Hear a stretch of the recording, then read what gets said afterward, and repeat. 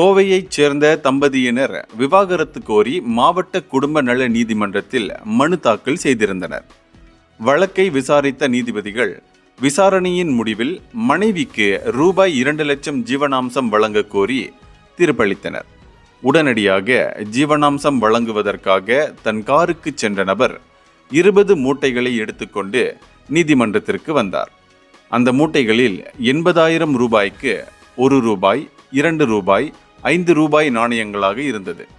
இதைக் கண்டு நீதிமன்ற ஊழியர்களும் அவரது மனைவியும் அதிர்ச்சி அடைந்தனர். இப்படி நாணயங்களை மூட்டையில் வழங்குவதை ஏற்க முடியாது. நாணயங்களை நோட்டாக மாற்றி ஜீவனாம்சம் வழங்குங்கள் என உத்தரவிட்ட நீதிபதி வழக்கு விசாரணையை ஒத்திவைத்தார். இதனையடுத்து அந்த நபர் அந்நாணய மூட்டைகளை காரில் ஏற்றி புறப்பட்டு சென்றார். இது தொடர்பான புகைப்படங்கள் சமூக வலைதளங்களில் வைரலாகி வருகிறது. இந்தியர்களின் இதய குரல் மக்களோசை.